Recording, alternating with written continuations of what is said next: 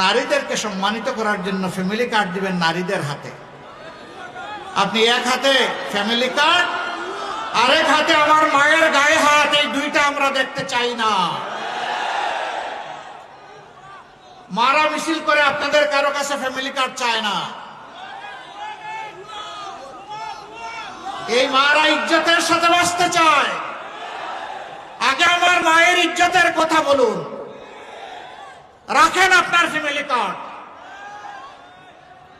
আমার মায়ের ইজ্জতের বিনিময়ে কখনোই ফ্যামিলি কার্ড হতে পারে না।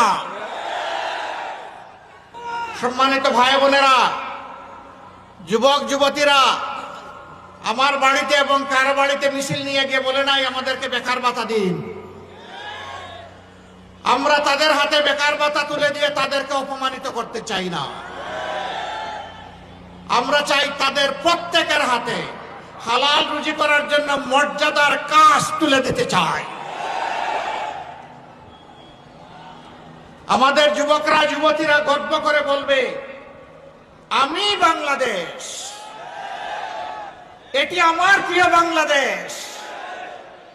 এই বাংলাদেশকে দিতে চাই, নিতে চাই না। হ্যাঁ, রাষ্ট্রের যা দেওয়ার তা রাষ্ট্র দিতে বাধ্য থাকবে, কিন্তু সেটা মর্যাদার সাথে ইনশাআল্লাহ।